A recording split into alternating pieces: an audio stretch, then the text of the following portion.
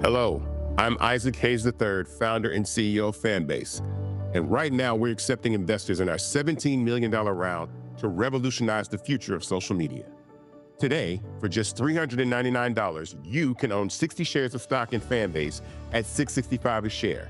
Go to startengine.com/fanbase and invest today. While the big platforms have grown too massive and disconnected from their users, Fanbase is building a platform where creators and users truly come first. We've already raised $8.6 million from everyday investors who believe in this vision, and now you can join them. This is your chance to invest in a social media tech company with over 1 million users that is disrupting media by allowing anyone to reach all of their following and monetize their content from day one. The market is changing, big platforms are failing to serve their users, and Fanbase is stepping up to fill the gap. Don't wait until it's too late. Invest now. Invest for yourself and your future. Go to startengine.com/fanbase and own the future of social media.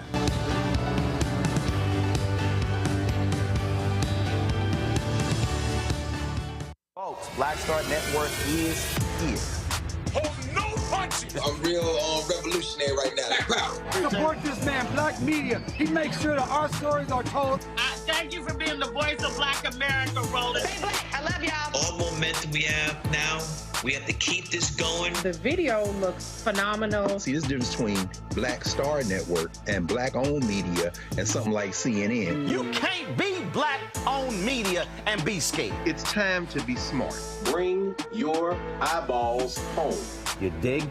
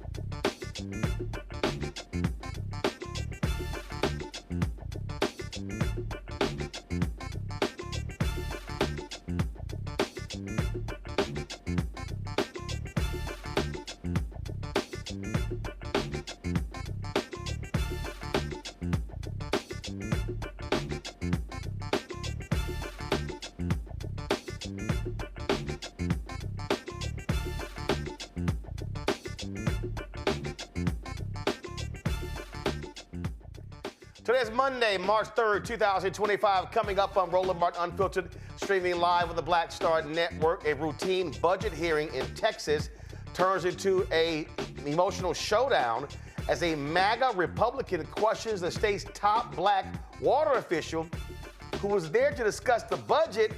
He decides to go off on DEI. And a sister state rep said, nah, we ain't having that.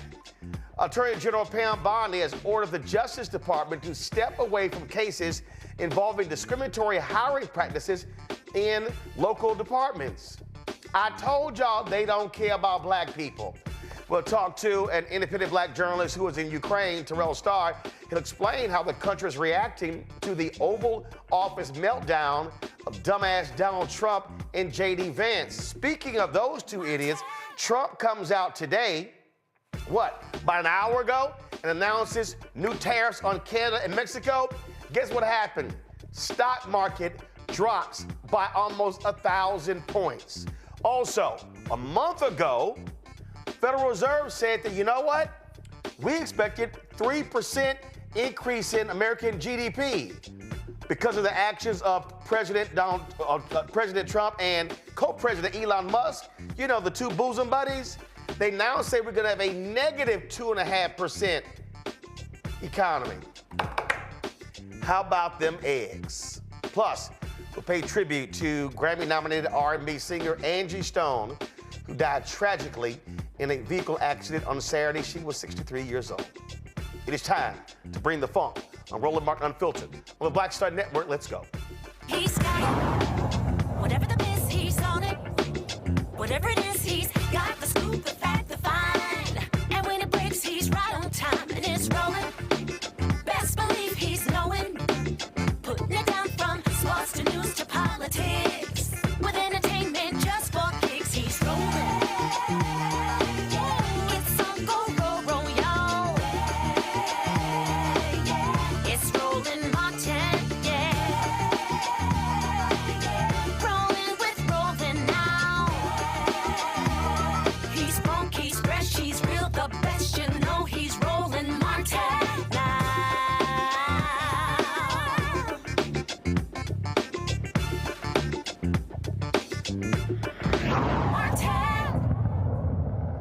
When these Republicans show their asses when it comes to DEI, you cannot just simply allow it to happen.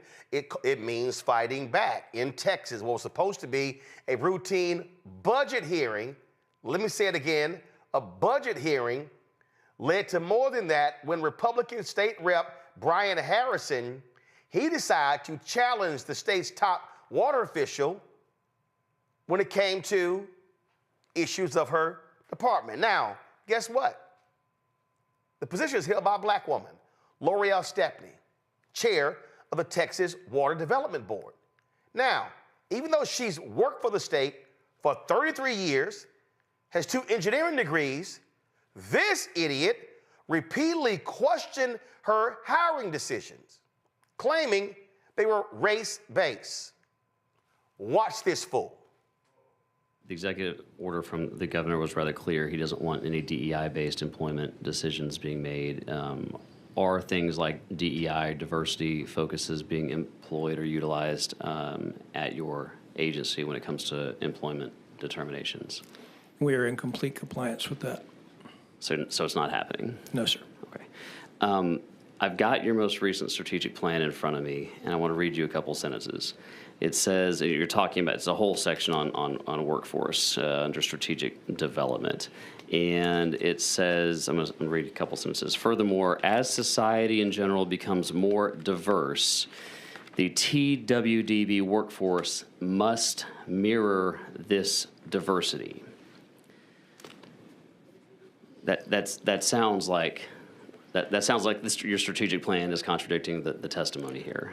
Right. So that strategic plan was developed about a year, maybe a year and 3 months ago, I think it was adopted last summer for kind of fiscal years 25 through 29. Yeah, this is your plan for 25 through 29. Yes, sir. And so with more recent executive orders, should those contradict what, is in that strategic plan, specifically the workforce plan, again, that annual review, we're already looking at how we can comply with current practices, updating those plans so that, again, we're in line with any executive orders or possible legislative changes. L'Oreal defended the Texas Water Development Board's hiring practices. Well, but Harrison, he kept pushing, reading from the agency's strategic plan and suggesting that race was a factor in employment decisions. Of course, he offered no evidence of that. Well, Democratic State Rep Nicole Collier, she said, you know what? I'm tired of this bullshit. says she was tired of watching black women defend centuries of systematic racism. So 2.25 of the 3 million went to women. There was no race attached to that. It was just women. That is correct. Okay, thank you. See, here's the thing. I'm tired of having to justify my blackness. And if someone feels inferior to me because I am black, then that is a matter that is something that has to do with them, not me. And to have to watch 2 black women have to defend 246 years of systemic racism, to try to defend the need to correct 246 years of systemic racism when we had slavery is offensive. It's offensive to me, and it's offensive to all black people. And so I want to thank you so much for doing your job based on your qualifications as a person. And I appreciate you, and I see you. I see you, Ms. Sanchez. So thank you. I appreciate you. And I said that for not just myself, I said it for all black women and all women, because sometimes we all get the short end of the stick on that. Thank you. I have no further questions or comments for right now.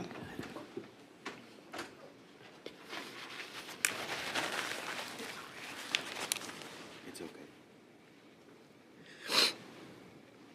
It's okay. So pull it together. It's okay.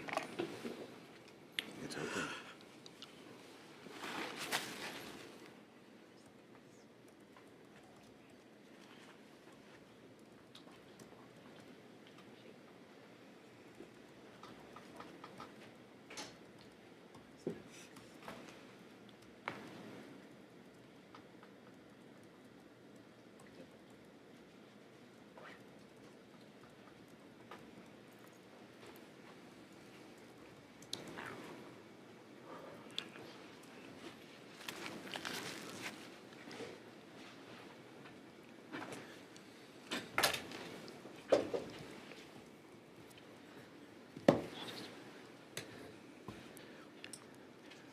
Madam Chair, you deserve all the respect.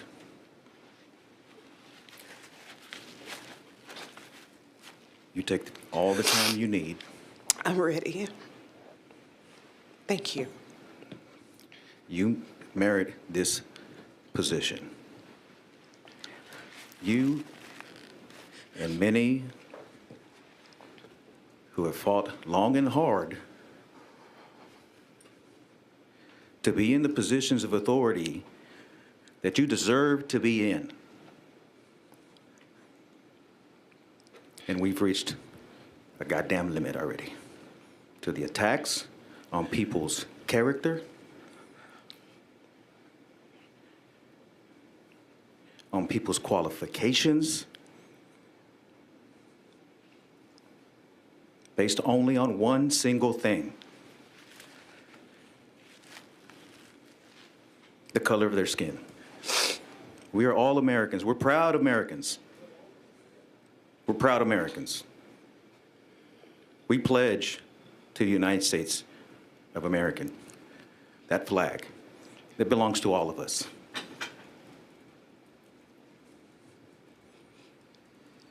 Thank you, But Mr. the Chairman. rhetoric, the comments, the innuendo, the attacks on people's character has to stop. Many of these public servants have earned the right to be in these positions.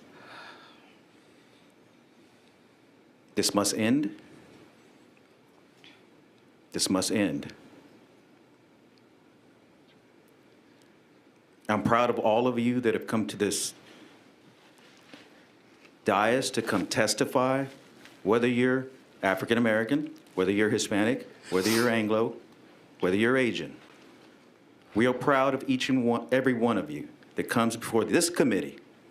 This committee, I respect everybody on this dais. I give every opportunity for folks to say what they need to say. I'm not trying to control what anybody says. They can say their piece for their clips. That's fine. But we will not, and I will not tolerate attacks on people's character.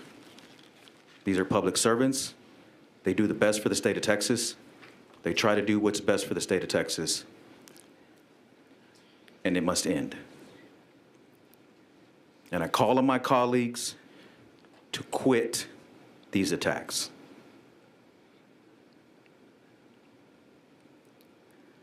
Madam Chair, I like saying that. Madam Chair, you have the floor.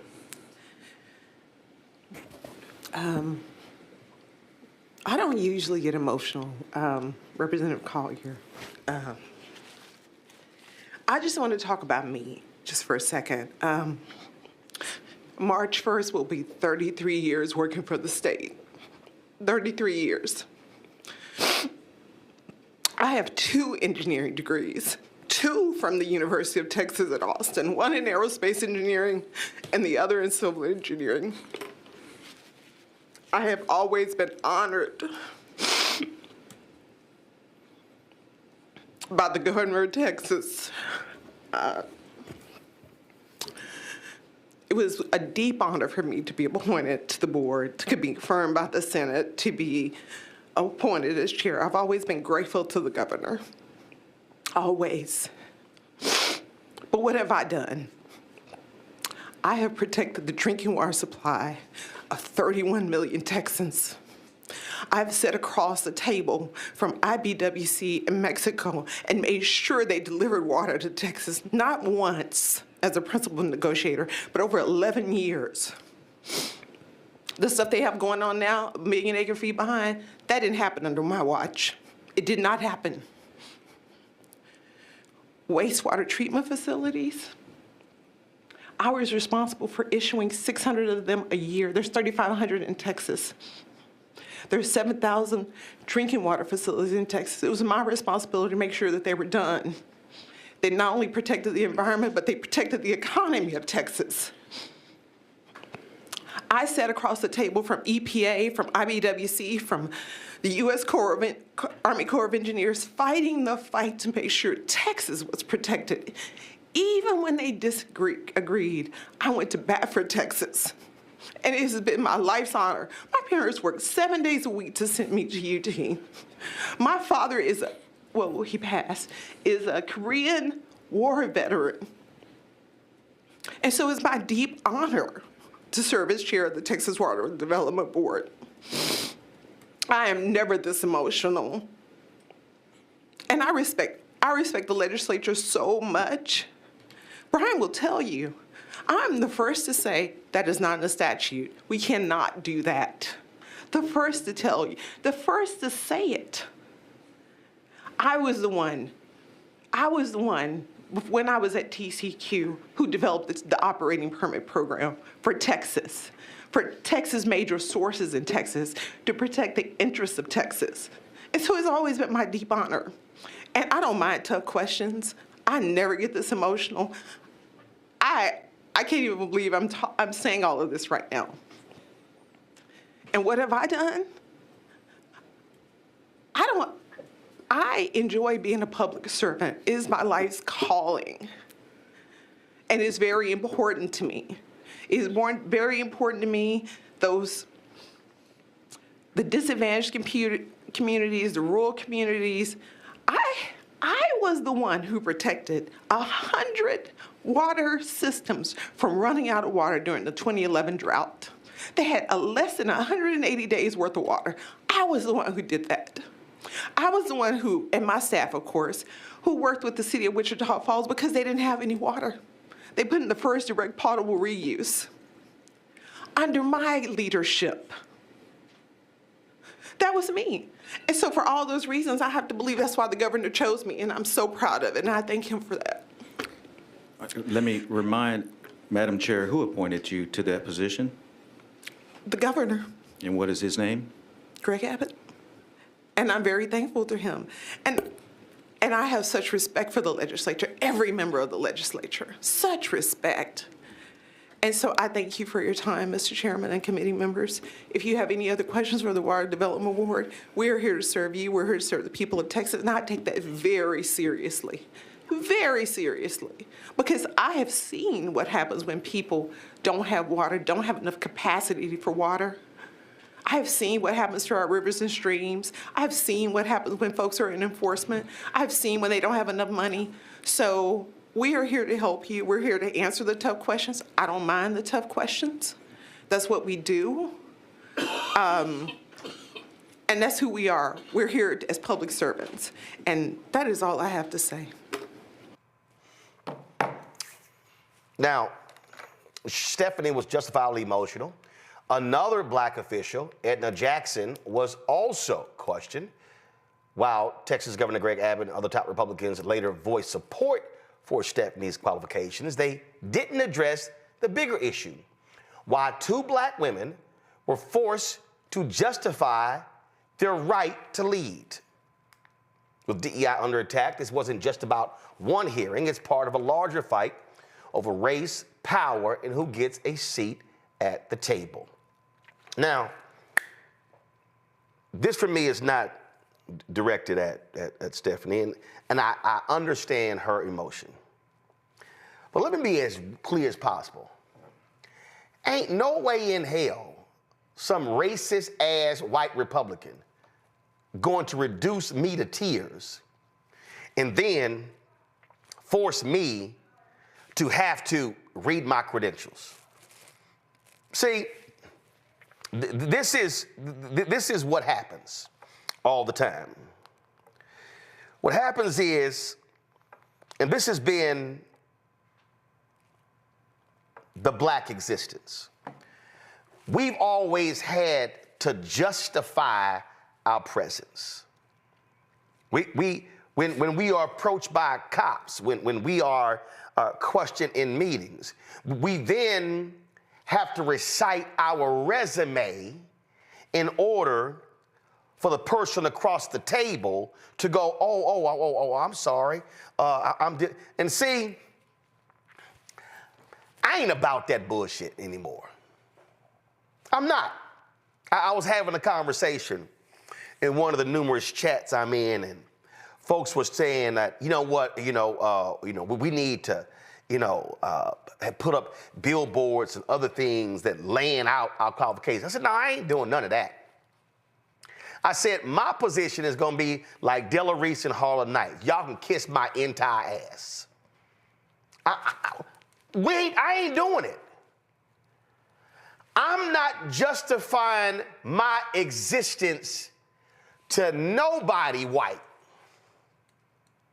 or black or Latino or Asian or Native American. That shit ain't happening. I ain't reciting degrees.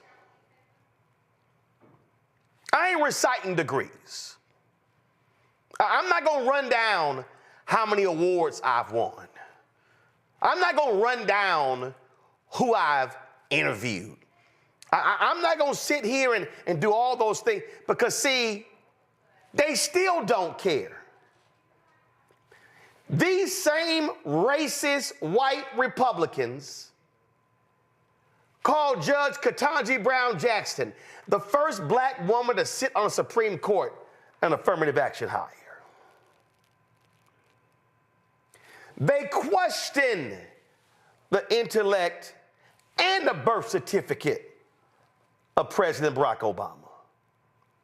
You can't show me a black person in America, president, Supreme Court justice, attorney general, mayor, police chief, fire chief, state rep, state senate, board appointee. You can't show me nobody black who white folks ain't never questioned. The black existence in this country is one of second-class citizenship. And so they are doing exactly what they've always done. But see, what is required in this moment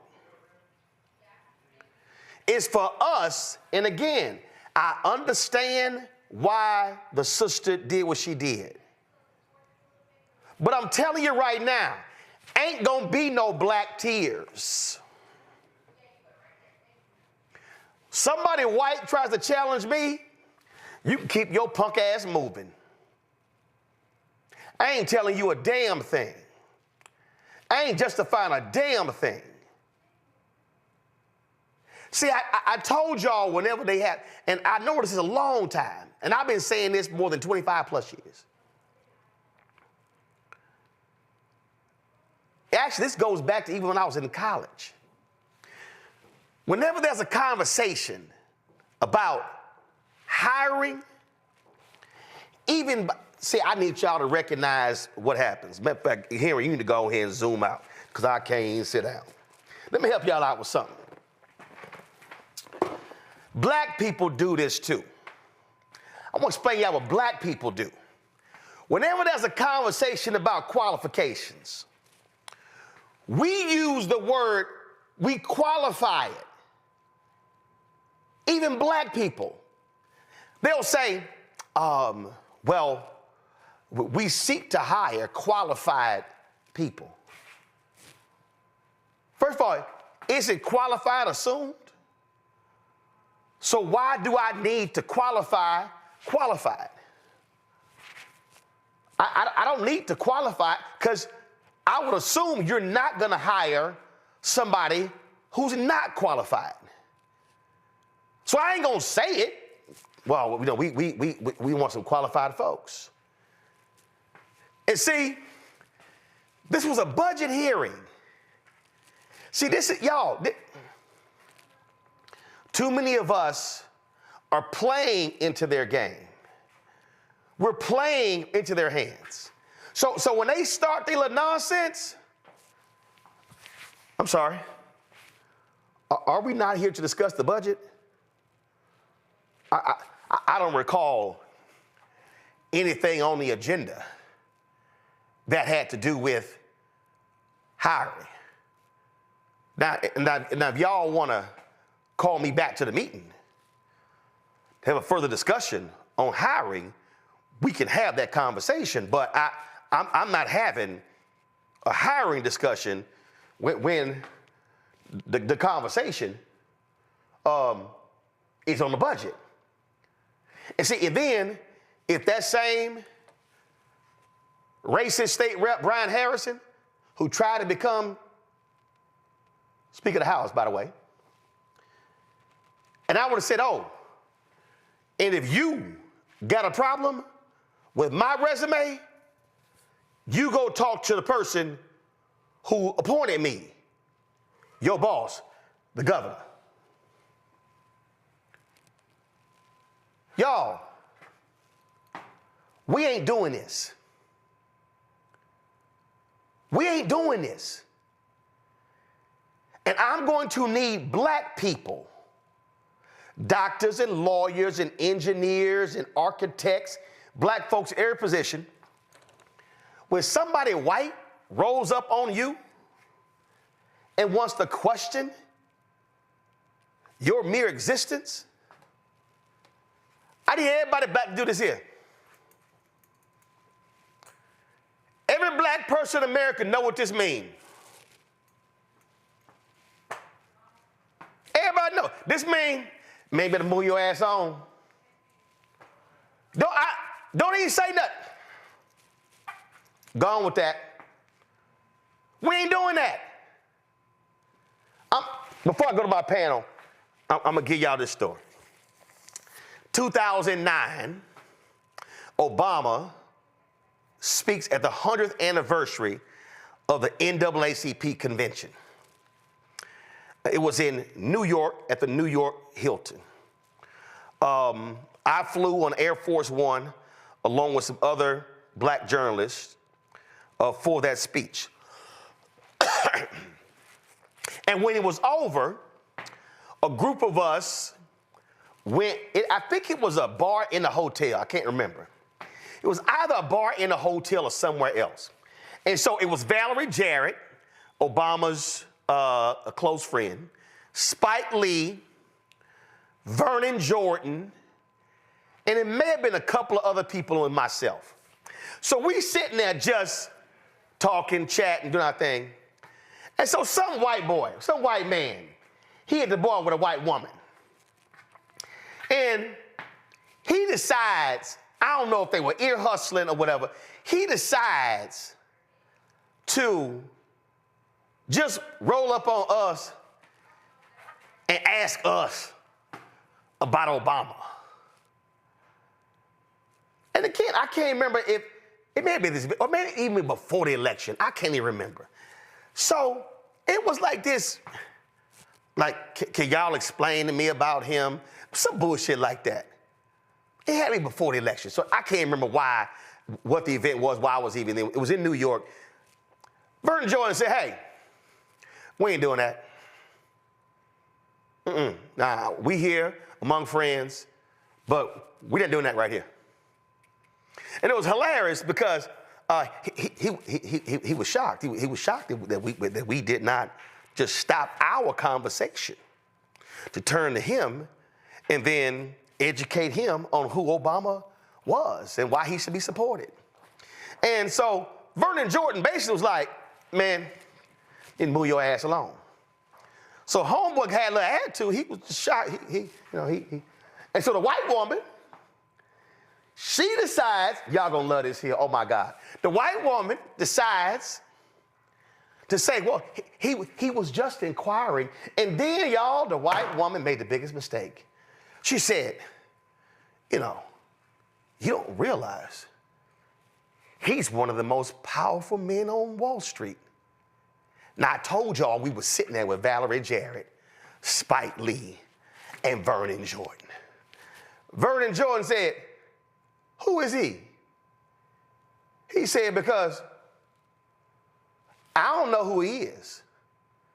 And I know all of the most powerful people on Wall Street.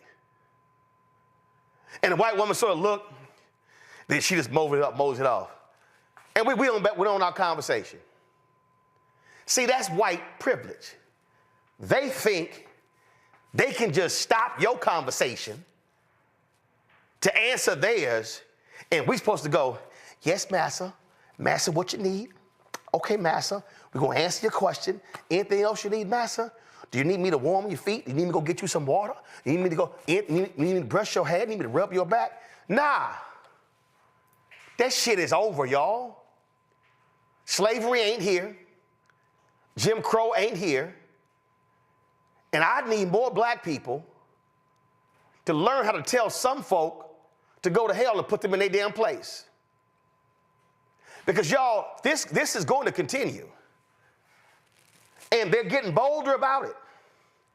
Trump is giving them the green light.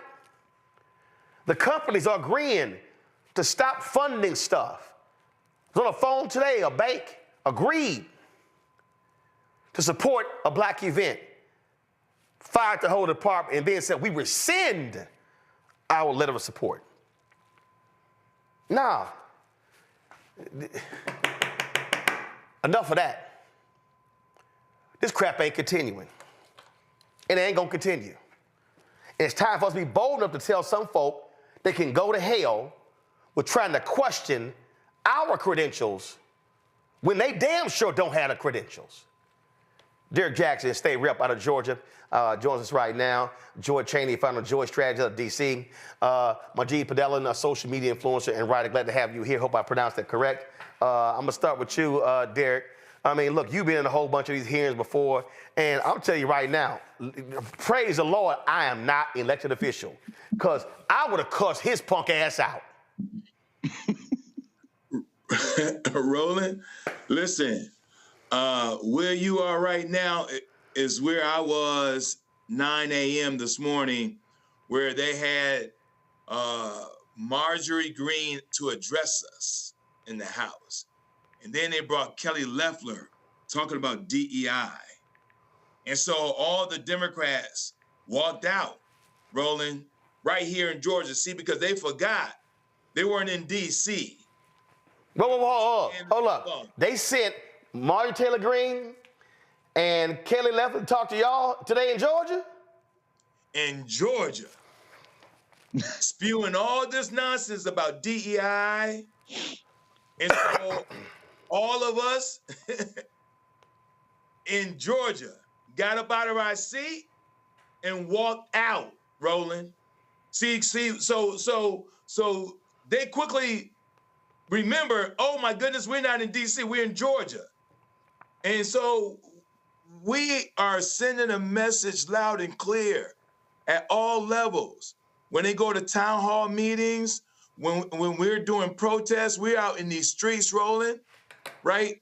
To tell Marjorie Greene and Kelly Loeffler and anybody else Trump wants to send down here to Georgia, we ain't DC. And I appreciate you opening up with this afternoon, that piece there, because this whole piece about the hiring and justifying our value and our worth, as you stated, Roland, it's been going on for a long time. It's just that the quiet parts now, Roland, is happening out loud. And so we need to make sure, Black and brown people need to make sure we don't have to look at all my degrees. I got 4 degrees on my wall. I'm a retired naval officer. We don't have to do all that, Roland. We don't have to do that. And so I appreciate you bringing this topic this evening, because we have to stop justifying our value and our worth, especially after we just watch Trump's cabinet. All of them, Roland, are unfit, unqualified. They cannot even talk about meritocracy. They can't talk about qualification. They can't talk about skills. They can't talk about nothing as it relates to when it comes to us and leading a multi-billion-dollar industry. They are all unfit, unqualified. The only one I probably could nod to is Marco Rubio, and he's on shaky ground. First of all, his ass jacked up too. Majid, he right. We ain't justifying. We ain't doing this. We ain't doing this. Yes, absolutely. And thank you for having me on the show, Roland. It's an honor. Watching that video you shared with us had my blood boiling, because, I mean, ever since I was a kid, my mom told me, because you are Black, you are going to have to study twice as hard. You're going to have to not be on time, but be early. Everything you do has to surpass the level that is expected of anyone else. Because you are Black, you are going to be judged by those standards. And so as a result, most of the people I know have had to really achieve. And in order to achieve, you have to bust your ass. And so it's like, it's automatically insulting to insinuate that I'm only here because there is a quota and you needed X amount of Black people. No. I am absolutely qualified. I belong here, not because of my skin color, but because I'm qualified. And that really should be the end of that discussion. But you alluded earlier to President Obama and Ketanji Brown Jackson. And really, President Obama, I think, was like patient zero in terms of the white grievance. The white grievance that, would you believe that they actually broke the seal and let a Black man into the Oval Office? And they never recovered from that. There were people, marching around saying, we have to take our country back. Take our country back from who? President Obama was fully American. And then they let that clown question his Americanness. And the media went along with it. And it drove me crazy, because here's a man, President Obama was a man who went to Harvard, for crying out loud. Harvard Law. He was a state senator and then a U.S. senator. He reached the highest pinnacle of success, and they still question him. People who couldn't even pronounce their own name without stumbling are suddenly saying, oh, well, he doesn't belong there, Here's the deal, though. And it was frustrating and annoying to watch that unfold. But here's my thing. Here's my thing, Joy. I don't even want to go there. I don't even want to go. I don't want to bring up Harvard or Yale because, see, that's still a part of the same thing.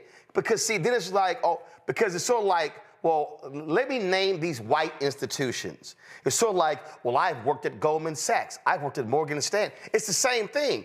I ain't justifying shit to them. In fact, the state rep, I applaud her significantly. How I would have responded is like my girl did in Portsmouth, Virginia, when they were talking about, they had a vote, Councilwoman Lucas. Y'all may not remember this. I do. Watch this. Councilwoman Lucas Burke, ma'am, you have the floor. Thank you, Mayor. I did hear the information last Thursday, and I was quite alarmed at a time in our nation where women are misrepresented, underrepresented, not represented, mistreated. This is egregious for this male-dominant council to make this decision today. At a time when my Delta sisters, and this is our Delta sister, is here for our Delta Day, to make this kind of mockery of women is egregious. At a time in our nation when Ketanji Brown was confirmed by the Congress to be the highest ranking member in the Supreme Court, and this council chooses to degrade women, I'm pissed as and I ain't gonna say it because you know I can say it, but I'm gonna be cool with it, but I'm pissed. I spoke with Woodard, and I spoke with Battle, and I asked them, had you heard this information? And they did not. They said they did not. But Mr. Battle told me I won't go for it. She's been a great city manager. I'm not gonna put her down. But you sat here and you lied in my face. You lied in my face, Mr. Battle, and I want you to lie to these people to say that you didn't say that. You said that this woman has done her job and she has been nothing but great to this community, which we know. We know she has done her job. We know she has bent over backward. We know she has looked aside to some of the votes that you have tried to have people pay you all for votes, that she looked aside, that she could have reported. She got a lot on this council, and that's why they want to get rid of her. And I hope that y'all seeing what's happening, and I hope you make your decision when November comes. I'm pissed as a motherfucker. Yeah, I'm scared. I'm mad as a motherfucker. Hold on, Councilwoman. I am. I'm just saying, Joy, that's probably how Roe would have responded. That is definitely how you would have responded. Not trying to be funny, that is probably how I would have responded, and I would have had to make apologies to Olivia Cheney. But that is definitely. Hey, I wouldn't have had to apologize to Reginald and Melda Martin. They were like, "You damn right, son." Mm-hmm. And I know I'm gonna get a text. I'm gonna get a text in about 6 seconds. My dad saying, "You damn right, son." Well, look, you're so right. But the good news is, it takes all kinds. And I love the response of the public servant in Texas. I love your response. I love the public servant we just heard from. It's going to, everyone's going to respond differently, and there's room at the table. I love it. I'm with you, though. I do think we have to have a shift in our mind where we decide that not only are we good enough, in many cases we're better, and we don't owe additional explanation, that even the point of making an explanation is to place you in an inferior position, because many times we are making an explanation to someone who, on their standards, is not our equal, right? Is beneath us in every way, educationally, economically, in terms of network.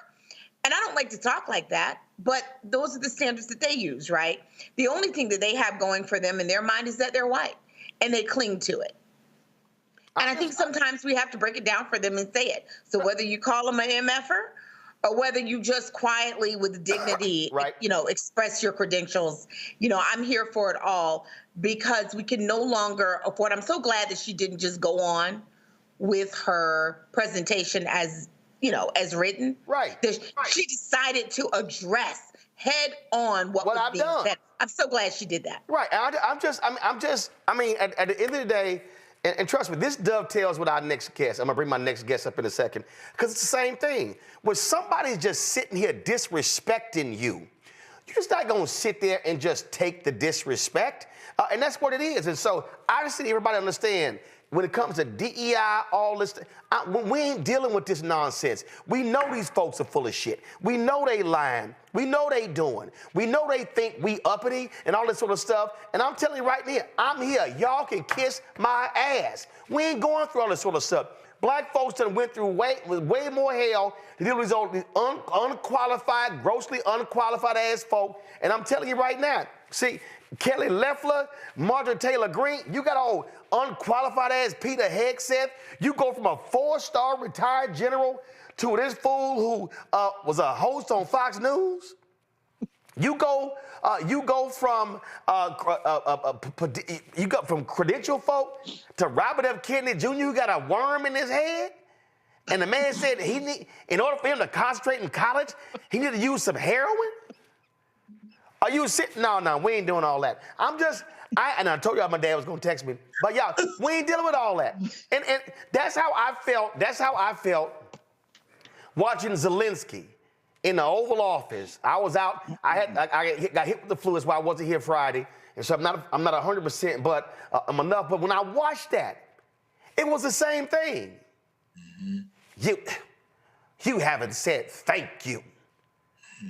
And then was over, they throw him out the White House. And all these damn white Republicans, like Zelensky, should have been kissing Donald Trump's ass. And some of them even said, oh, he should have came in and he should have said, oh, Senor, thank you so much. You've been so wonderful. You've been so great. You've been so omnipotent, so benevolent. No. Mm-hmm. Then you did that punk ass reporter who happened to be the boyfriend of Marjorie Taylor Greene. Don't you own a suit? Mm-hmm. Can't your ass get a facelift? That man sitting there talking, I'm telling you, Zelensky was nice about it. Zelensky was nice about it. But I would have been like, I'm telling y'all right, that man has been in a war for 3 years, and your punk ass asking him, do you own a suit? That's how arrogant these white men are. Let's just lay it out. What we have is, we have arrogant white men who are mad that they now have to compete with black men and black women and Latinas and Latino men. And they mad they gotta compete. Mm-hmm. America has been their playground for centuries. They took it by force. They took us by force. They sat here and forced the Chinese and the Japanese to do their bidding.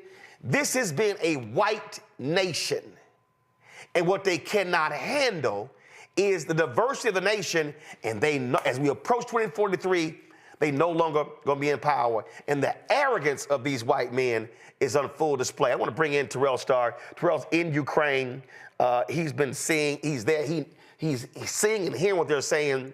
And it's the same thing.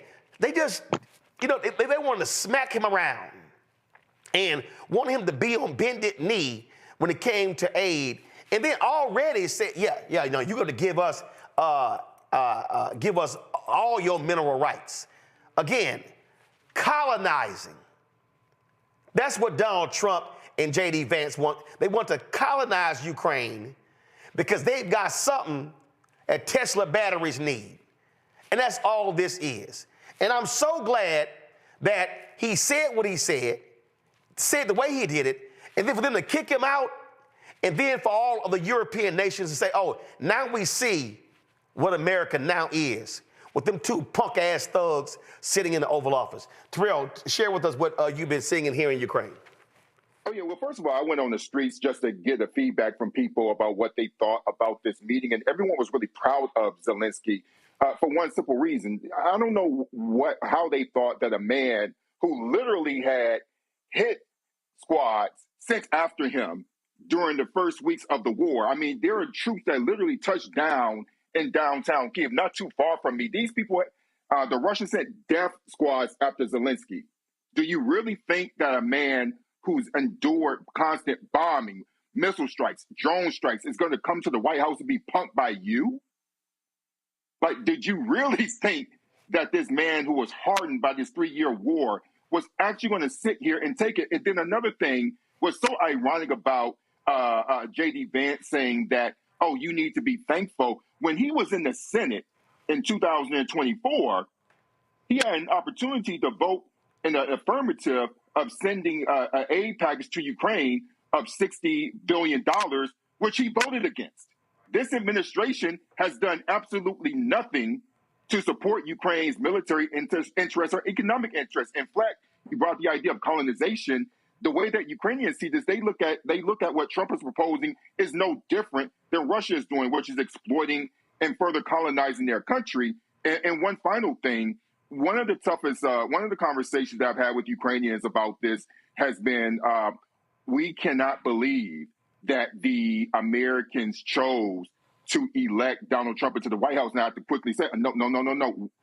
We, as in the vast majority of Black people, did not do this, right? You know, and they're really just coming to grips about the type of American culture that exists.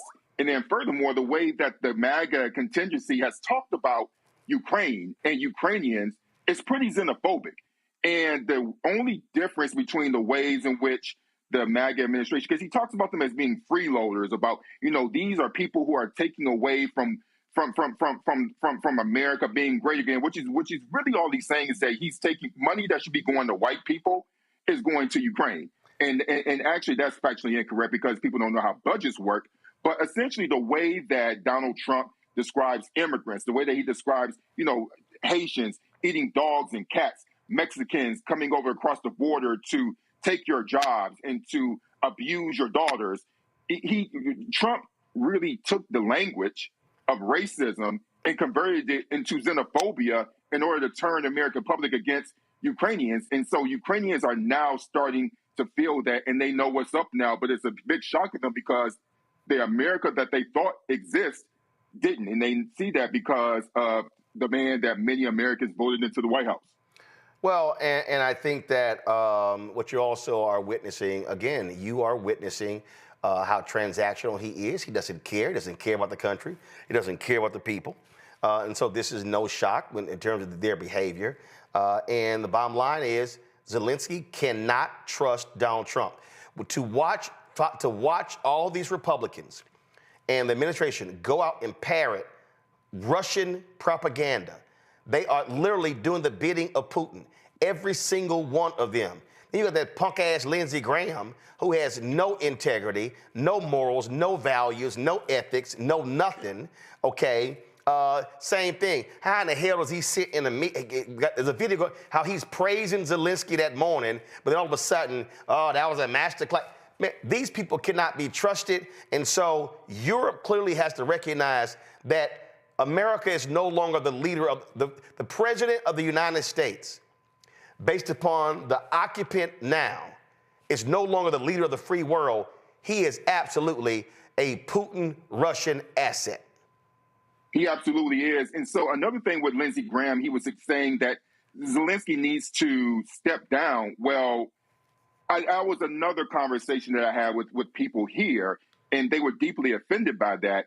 And, you know, the way that the phrase that one Ukrainian person told me was, Zelensky is family business.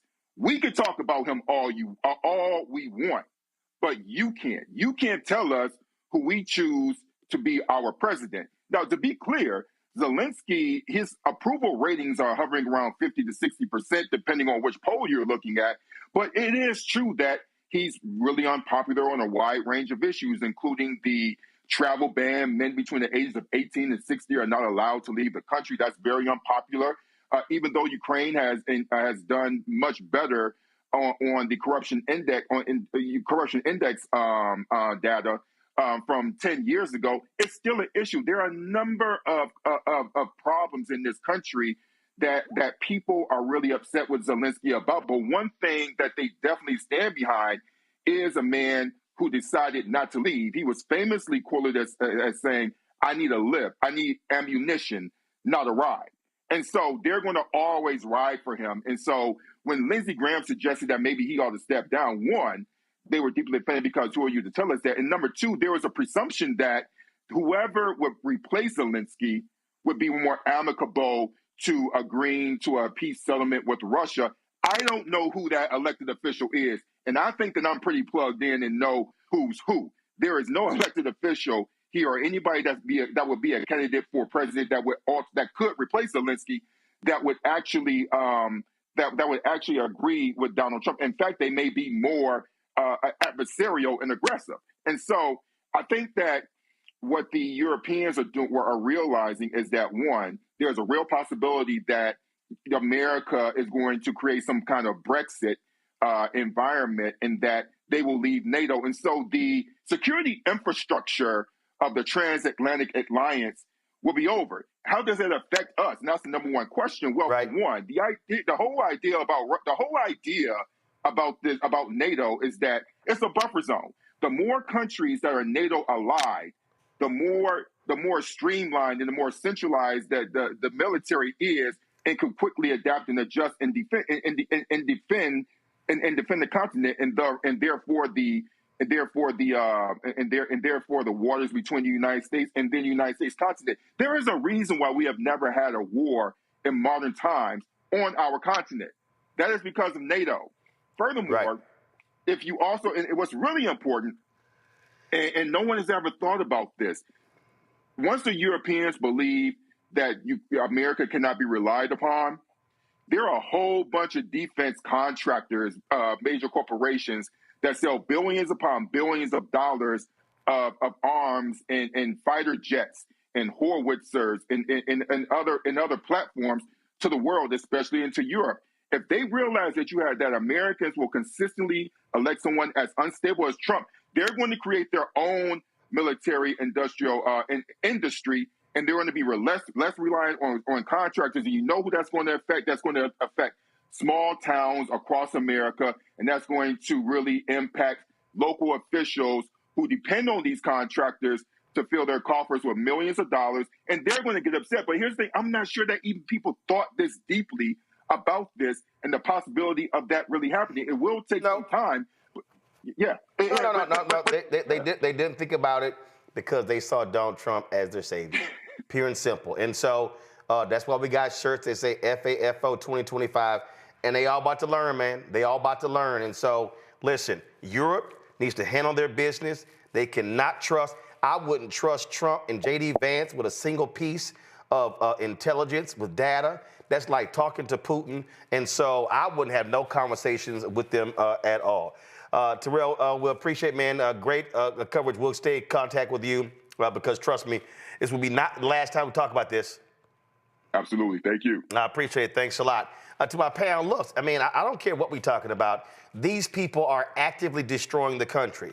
Look, we talk about how they're targeting DEI, all different things. Now you got Peter Hegseth. He's directed the Army Public Affairs officials to eliminate content related to race, gender, affirmative action, and observances such as Black History Month, Women's History Month. The Army's Office of the Chief of Public Affairs has flagged 59 keywords, including culture, racism, justice, diversity, tolerance. As a result, recruitment efforts to recruit minorities, of course, is changing left and right. And we can go on and on and on, all things that they're doing. You look at also what's happening with Trump announcing these tariffs to Mexico and Canada. Economy, stock market is dropping like a rock, everything else. And so, guess what? All these people, Joy, y'all, they voted for him. Y'all get what y'all want. The Fed had announced that they expected a 3% increase in the American economy.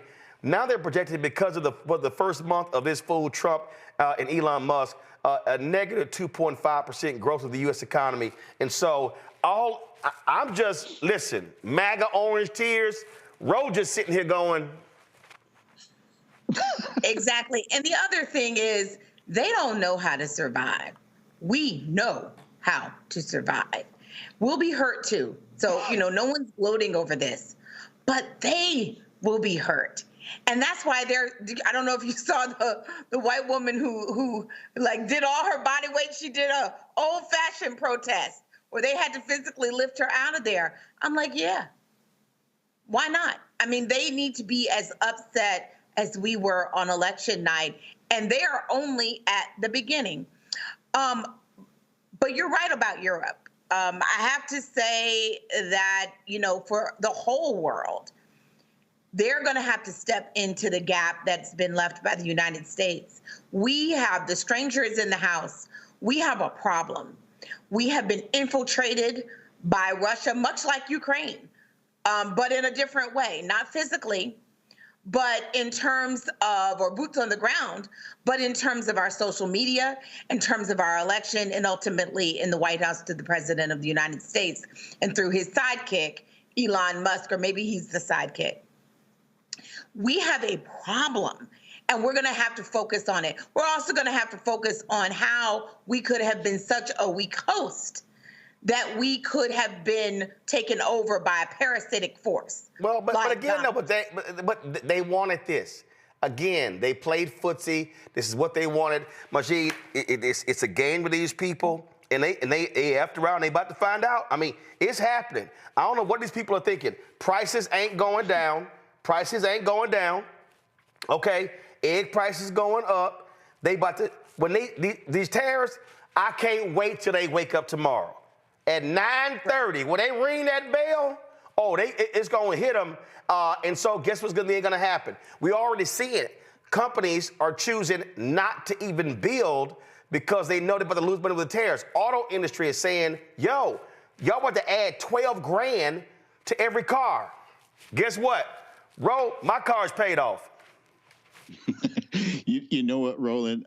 Joy said we're not really gloating, but you can speak for yourself because I'm kind of gloating a little bit. And I know that I'm going to experience the pain also, but at least I have the pleasure of knowing that I was right. And like I'm very active on Twitter, and I'm frequently tweeting like, "We told you so." Because I mean, first of all, we put a criminal back into the White House, a guy who was a convicted felon, who is an adjudicated rapist, and a guy who, you know, they voted for him, they say, because he's a businessman. But for crying out loud, he was bankrupt 6 times, and several of those were a casino. Who loses money on a casino? Yeah, you got to be pretty damn dumb.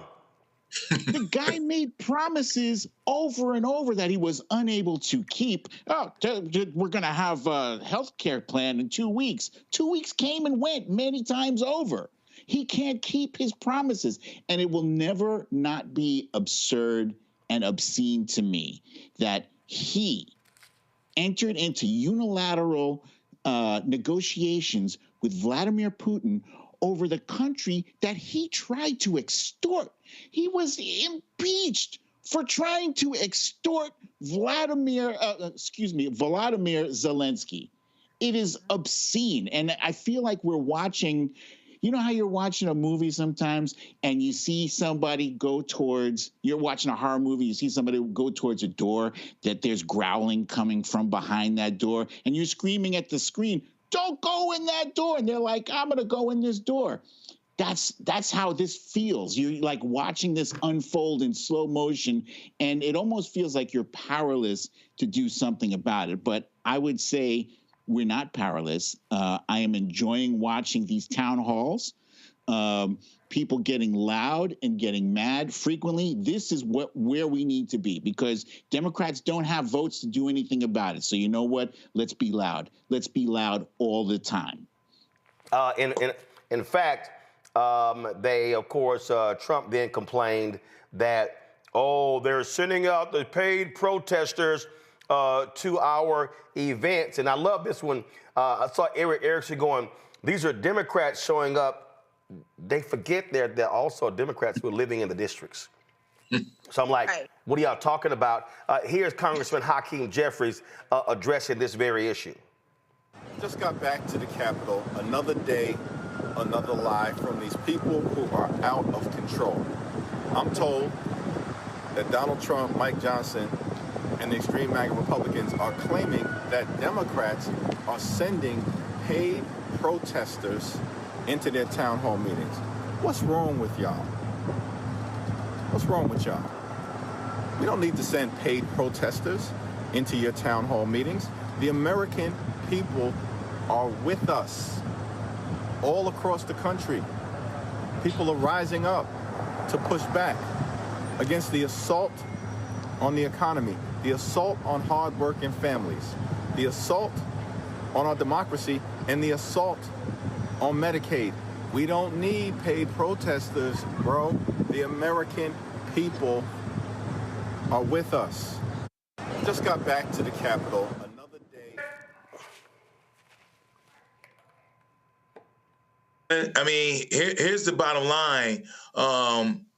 Republicans, Democrat, independent, gay, straight, white, black, they're all upset. The reason why is because they start to feel the same pain that we were trying to warn everybody about Project 2025.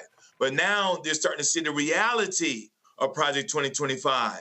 Not only are NATO alliances at risk, but there are some other things right here domestically going to be at risk. I mean, when you start to deconstruct FEMA, for example, when we start to have these hurricanes and tornadoes in another month or so, it's going to start washing out all that beachfront property.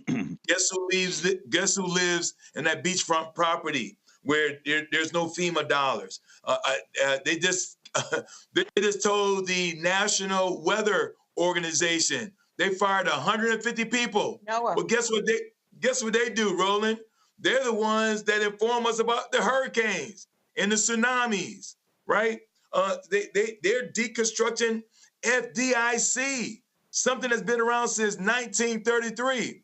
Why did we have to create the FDIC to begin with? Because folks made a run on the bank. Oh, they also just gave access to HUD to Elon Musk. Why would you give access to Elon Musk to HUD, Social Security, Treasury, all of these sensitive information data banks that has 272 million citizens, all our personal information? I'm telling you, Roland, this is going to get worse. This is not like any time before. We're starting to have mumps and measles outbreak. And CDC, right here in Georgia, cannot tell us when we call them up what's going on with mumps and measles. They cannot even inform, they cannot even come to compliance to our request about information as it relates to outbreaks and viruses and bacteria, because this administration, they do not care about anyone. And that includes these Republicans that are showing up in these town hall meetings right up the street, Roland. That was all Republicans that told this Republican congressman to do his freaking job. Yep. Hey, I'm gonna tell y'all right now, y'all, this is a moment called fight. This is a fight moment. This is not a go along to get along. I believe that Democrats shouldn't show up tomorrow. We're the opposition. No, I wouldn't sit there stone face. Matter of fact, I'm telling you right now, if you a Democrat and you gonna show up for the speech tomorrow, this is exactly what you need to do. You need to be in your seat, and then when that fool if you don't want to walk out, because see, I couldn't listen to his ass. I walk out, okay? If your ass stand up, and when he stands up to speak, you should do this here.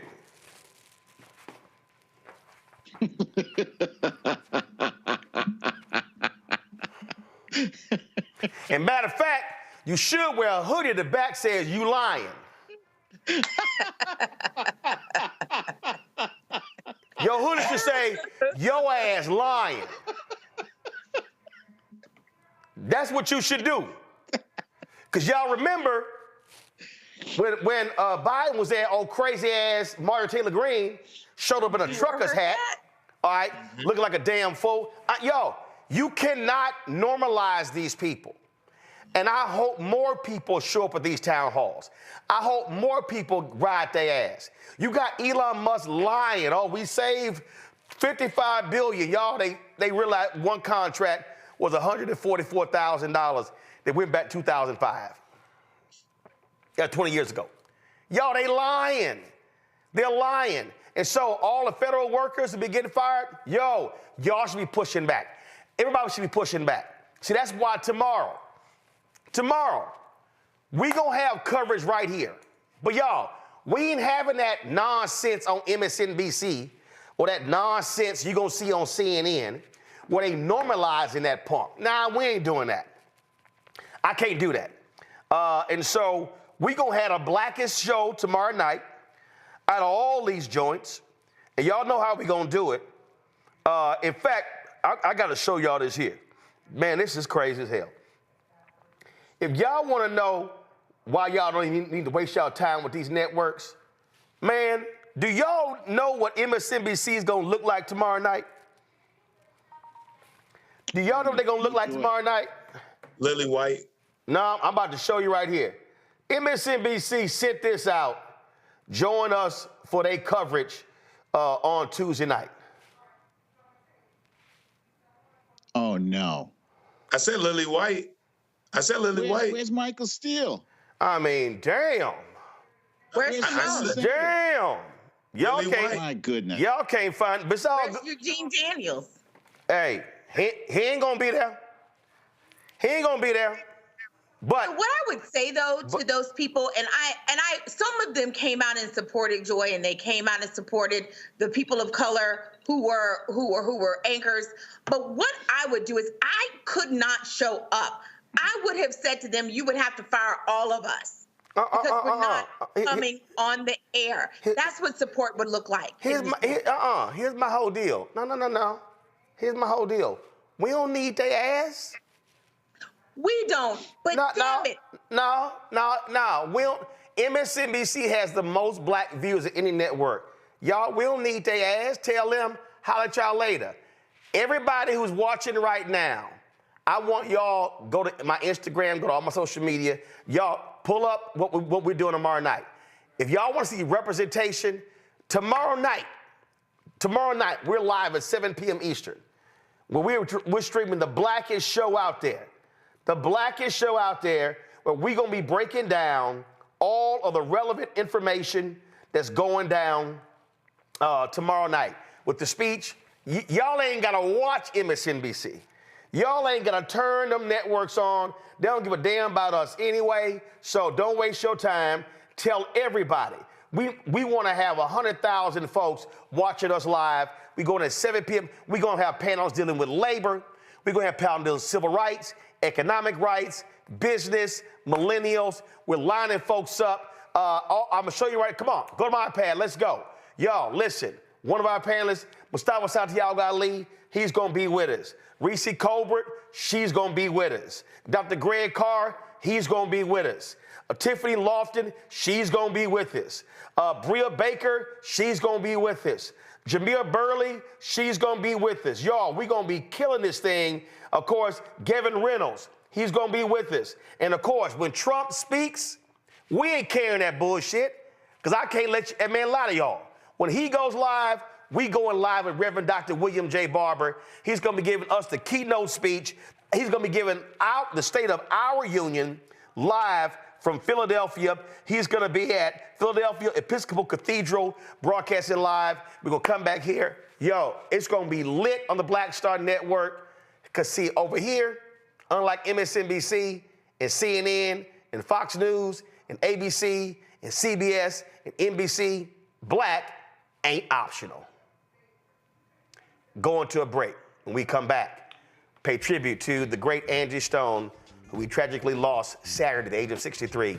That's next. Roland Martin Unfiltered on the Black Star Network. Support our work. Join our Bring the Funk fan club. Of course, you want to contribute to us via Cash App. Use the Stripe QR code. It's right here. If you're listening, go to blackstarnetwork.com. You can also, of course, check your money order. P.O. Box 57196, Washington, D.C., 20037-0196. PayPal, R. Martin Unfiltered. Venmo, RM Unfiltered. Zelle, Roland at RolandSMartin.com. Roland at RolandMartinUnfiltered.com. Short break. We'll be right back.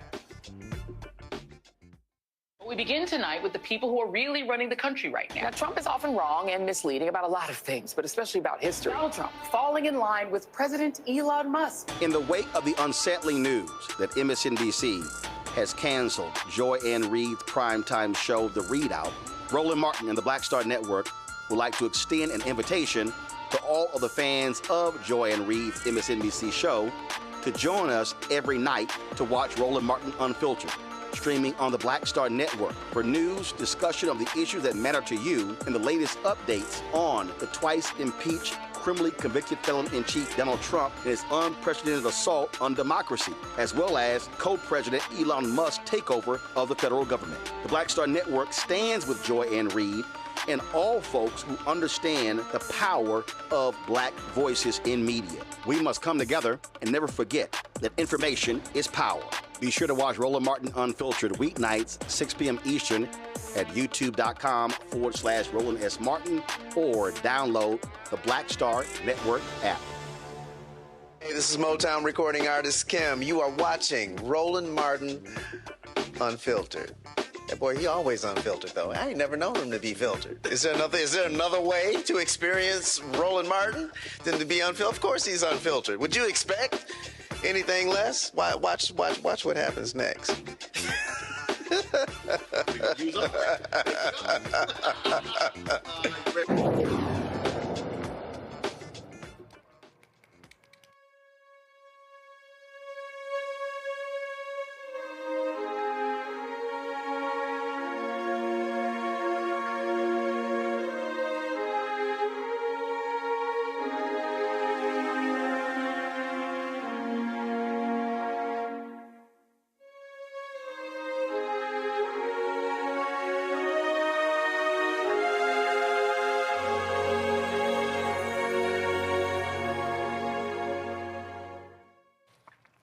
Man, many of us woke up on Saturday morning with the tragic news that R&B giant Angie Stone died in a vehicle crash as she was traveling in Alabama. This is a video of her last performance.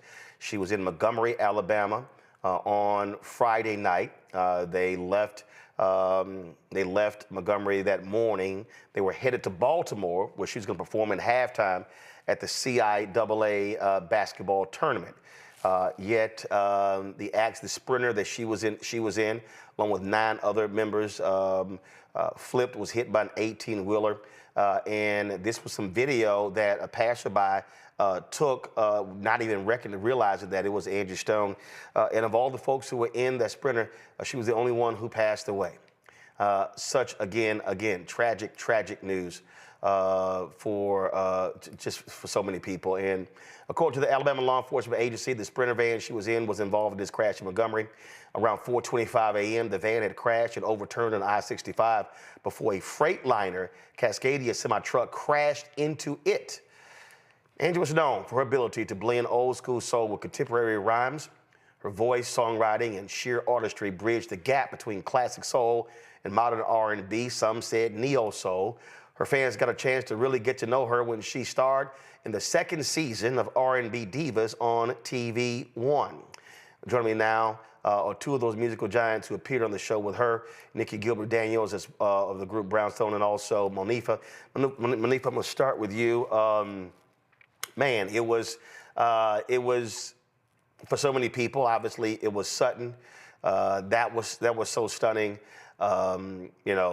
Angie was always out there. She was always sending me videos on DM, on Instagram that she came across that she wanted you to check out.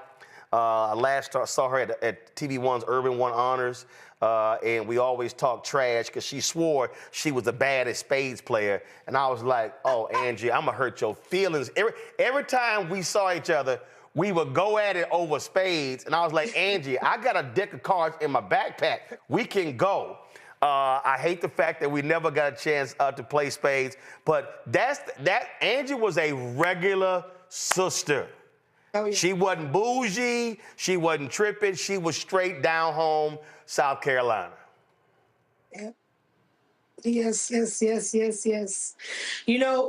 very interesting.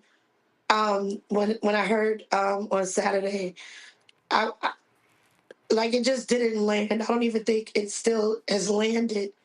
And but I thought about how long I've been And then meeting Angie for the first time, actually through Nikki Gilbert, and working with Nikki for so long on Soul Kittens Cabaret, which is where Angie and I first worked together and we got to know one another. And I'm like, my God, it's been so long. And then being in this, sharing this space, and I can speak for myself in this pivotal moment in my career, doing R&B Divas, reintroducing myself to a new generation, sharing my story, and actually, in this sisterhood, in this bubble with Angie, was very, very, very, very interesting and important. I believe because Angie's a team player. She was all about sisterhood, all about the collective. She wasn't singular minded, and she always had a word for you.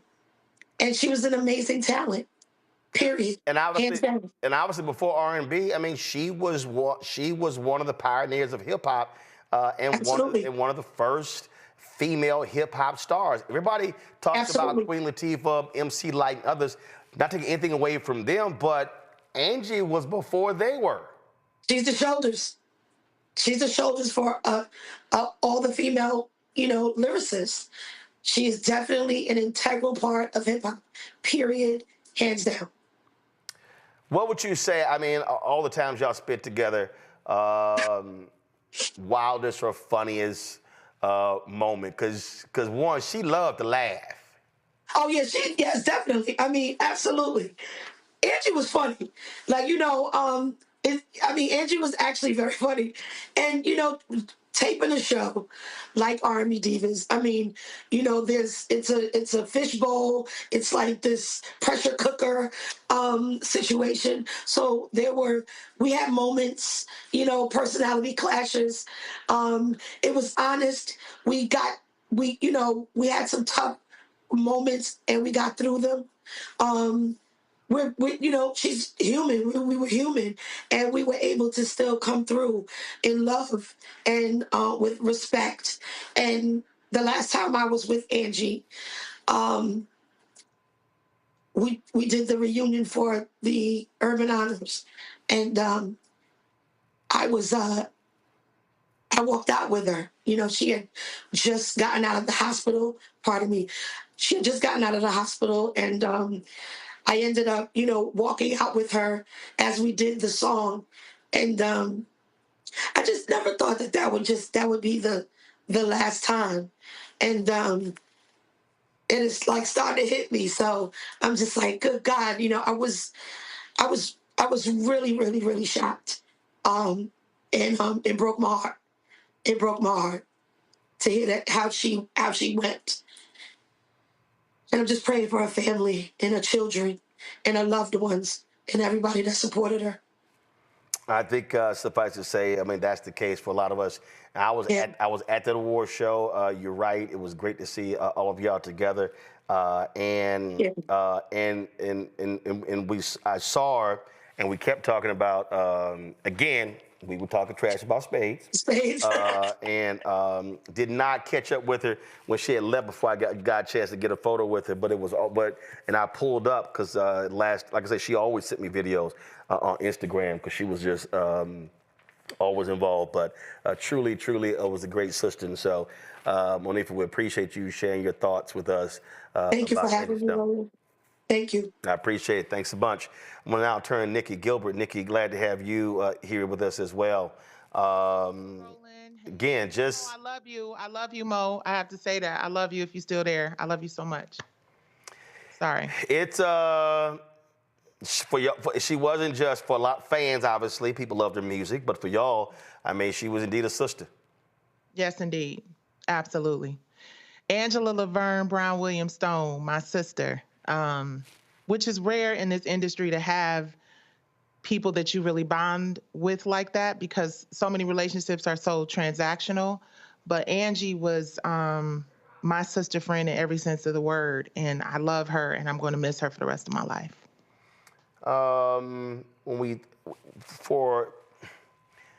again, personality. And folk may be around the same age, but why did Angie always think she was somebody's mama? You know what? It was more, Roland, it was more big sister vibes from Angela. It was more from Angie, I'm sorry. Angie B, as I like to call her. Right. It was definitely more big sister vibes because, like Monifa said, Angie always understood the importance of the unity and being together as sisters and loving on each other. She would always be like, let that go, that's not important. She always had a word. Angie always had a word. She was an old soul. And Angie didn't have brothers and sisters, right? So when she loved on you and she called you a part of her family, that's exactly who and what you were. So, you know, her actions definitely spoke louder than her words, no pun intended. When you think back to all the moments y'all spent together, what jumps out?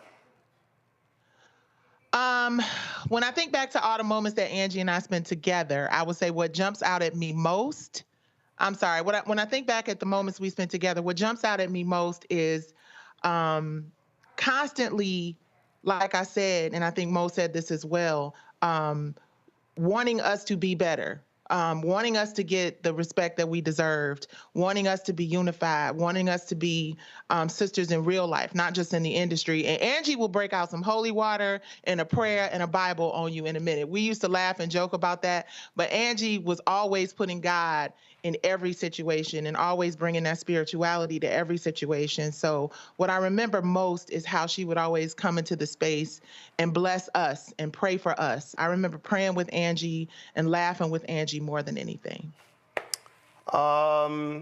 Everybody has favorites in terms of songs. What did you love to hear her sing? Oh my God, No More Rain, period.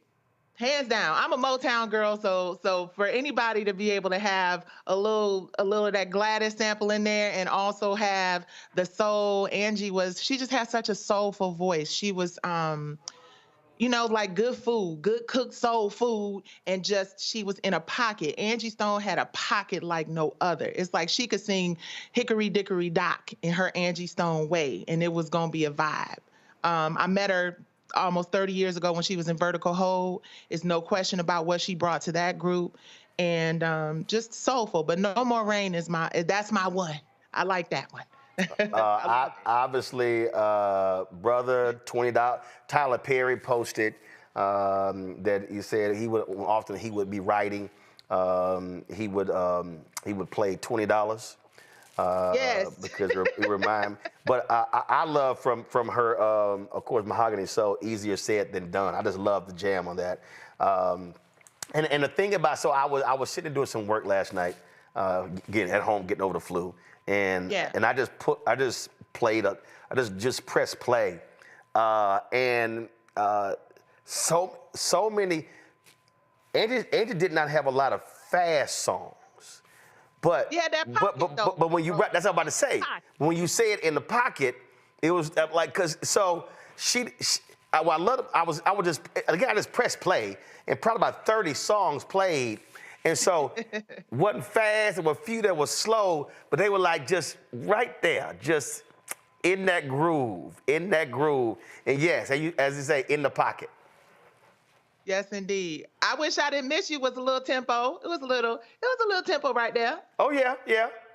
You know, but again, everybody has obviously different styles. But sometimes you just want to just chill. And again, you ain't trying to slow jam, and then you ain't trying to sweat. You ain't trying to slow down. You ain't trying to sweat. But you just want to just chill with it. Right. And we always have that. And you know, that's why I want to encourage people. I know that she's not with us in the physical, but Angie, her voice, her music, her vibe, her soul, her pocket is always gonna be there. We haven't lost that, you know, and it's gonna take a minute for everybody to really process it. I'm still just kind of like Monifa in a state of this isn't real, but it is. But she left us with some great music and great energy and great vibes and real sisterhood, and that's so important. Well, and I was when I was texting Tyler, I was texting some others, I said the thing that's important for us, and I always say this is, hashtag live life, love it. You got to, make every day, every moment. You can't assume, if somebody crosses your mind, oh, you know what, man, I'll call them tomorrow. No. You call them today. Yep. You call them in that moment. If they come across your mind, you pick the phone, you call them right then. Yes, sir. That's what you got to do. And that's what I appreciate about Angie. I was just thinking about you. I just wanted to call you, tell you I love you. Wasn't always business, It was just I'm checking on you. How you doing? Indeed. And I appreciate it. Nikki, we appreciate it. Thanks for joining us. Thank you for having me. Thank you. I'm going to go to Juba Saeed. He was the executive producer of R&B Divas on TV One. Juba, glad to have you here. Good to see you. Just your thoughts on the fact that here we are having to remember the great Angie Stone. Yeah, I when I heard the news, obviously I was in shock. I had to make a few phone calls because you never know when the news is just internet speculation or hearsay. So the first thing I did was just send out a text to my group of folks at TV One who we all shared a lot of time with Angie, and who we, whether we were in publicity or in the creative space like I was, really wanted to know that this was true. And that got confirmed. So it definitely hit hard. And we had conversations internally because of how close-knit we were on that show. What made her different from the other artists on that show? Because everybody sort of brought a different sort of perspective.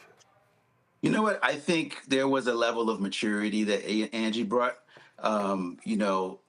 When we first started R&B Divas, one of the things that we were proud of is that we were saying we're going to be the reality show where the people on the reality show have a lot of talent, right? And that was kind of, back then it was like all these people with no talent to make, and I didn't believe in that because I worked. Man, you had people with shows who were on Wives, they wasn't even wives. Right, exactly.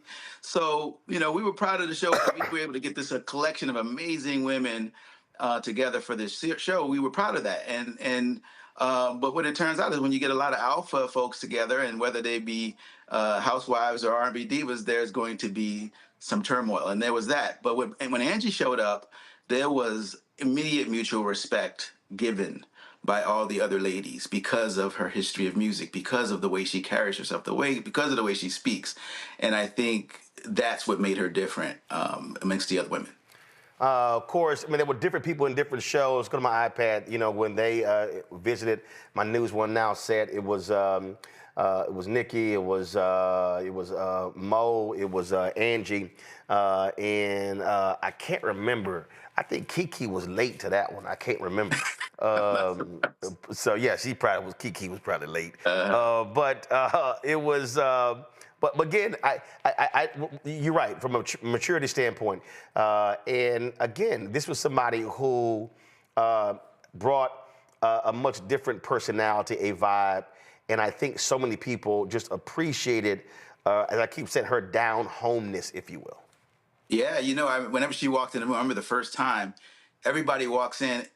When she walks in, everybody starts singing her songs, and she, because of the kind of heart she had, she never got sick of it. She sang along with you, and with whatever song you're singing, whether it was Black Brother, which was one that a lot of people would sing whenever she walked in the room, and she would chime right on. She was completely humbled by it. Sometimes I always wonder, because an artist might sing a song 100,000 times, and it felt like she never got sick of that song. She never got sick of the other songs that people would sing when she walked into the room, because it was a celebration of her and her talent. And the way that the energy she gave out, and I'm guilty of it too. I was happy to be guilty of it, and I was always nervous because I'm like, I don't want to offend. But listen, she welcomed that kind of energy every time. Indeed. So, she's going to be missed, as Nikki said. Has left a significant body of music that we can always enjoy for eternity. But still, we'll miss that big smile and that big hug. And I'll miss all that trash talking she said when it came to stage. She was that girl. I remember there's one thing I still carry with me today that it's a little innocuous, but she was about her business. And in the negotiations to get her on the show, she was about her business. And when we first sat down after she signed, one of the things she said to me, and it always stuck with me, and I might misstate it a little bit. She goes, "The deal ain't good until it's signed on the wood." And I repeat that to myself because of everything that we do in our business. Oh, so-and-so is going to work with you, or this is going to happen, that's going to happen. It ain't happening until the deal is signed on the wood. And I got that from Ange. Absolutely, absolutely. Doc, I appreciate it. Thank you, Roland. I appreciate you, man. Thanks a bunch. I'm going to go to my panel right now and get their thoughts and perspective. And we're going to get Anthony Hamilton on the line also, reaching out to Calvin Richardson. First and foremost, Joy, favorite Angie Stone song? Brother. I mean, that song is beautiful. And I know that I never forget, we were having like a graduation party, and we had like a video, and it was for a young man who was graduating, and we played that song. It is a beautiful song, and frankly, sometimes we overlook our Black men, and we don't always show how much we love them. And the world doesn't show how much that they are loved. And so this song was an ode to them, and this beautiful Black woman singing it. I mean, it was just so meaningful. It still is. I was going through a bunch of different photos, and I came across, this is from 2016, the Tom Joyner cruise. That is not Drewski. So that is actually me. So when those of us who were on the Tom Joyner morning show, my man with the costume designer, Tom would pick different themes, and so they had me dressed up that particular year. First of all, let me see on this panel who could name who I was dressed as. I'm gonna see if y'all. What y'all got, panel? Oh, I want to guess Sidney Poitier from Uptown. You got the movie. It was the Bill Cosby character. Oh. The Bill Cosby character, okay. It was the Bill Cosby character. Now, Henry in the control room, his ass old. He was like, "Oh, that's Bongo Slade." So he know. See right there, that's what you use to test Black people in a Black card. If they saw Uptown Saturday Night. Joy was hiding like, "Oh, Lord, oh my God." I saw you hiding, Joy. Joy, see, Joy one of them new Negroes, see, Joy is younger. For Joy, Black cinema started with Love Jones. Exactly. They can't go back. They can't go back to Uptown Saturday Night. Let's do it again. Can't go back to Cooley High, Car Wash. Yeah. Them new Negroes start at Love Jones. Actually, Car Wash. Now, with the big afro, come on. Yeah. So with the fish in the heels, and come on, man. Come on. So Derek, your thoughts on Angie Stone? Listen, I met Angie when I first retired from the Navy, and my business partner at the time wanted to get into concert promotion. And this was in 2004, 2005. And he said, "Hey, maybe we can get Angie Stone to be the headliner, and then get, Earthquake to be the opening act," because he wanted to do this R&B and comedy type thing, and she was open to it, and man, down to earth.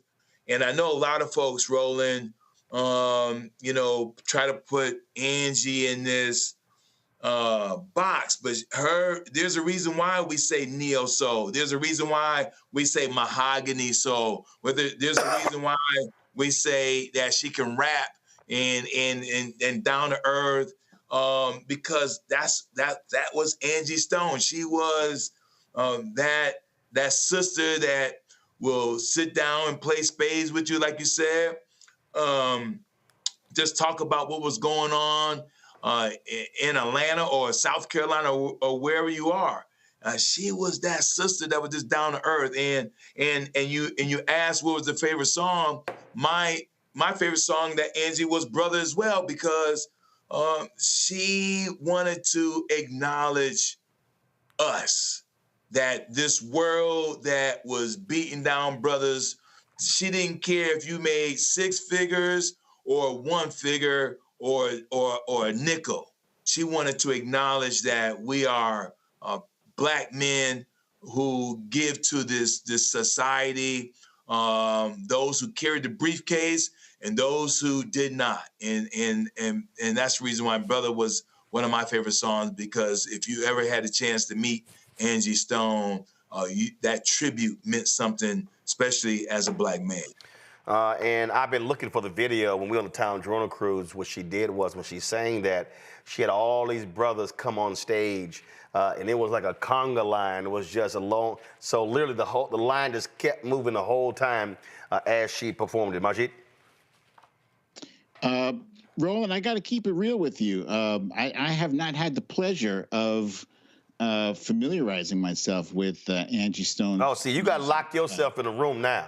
See, you got when the show's over, you need to lock yourself in a room, and you just need to go ahead, and I don't care what streaming service you use, because her music gonna blow you away. You gotta do that, Doc.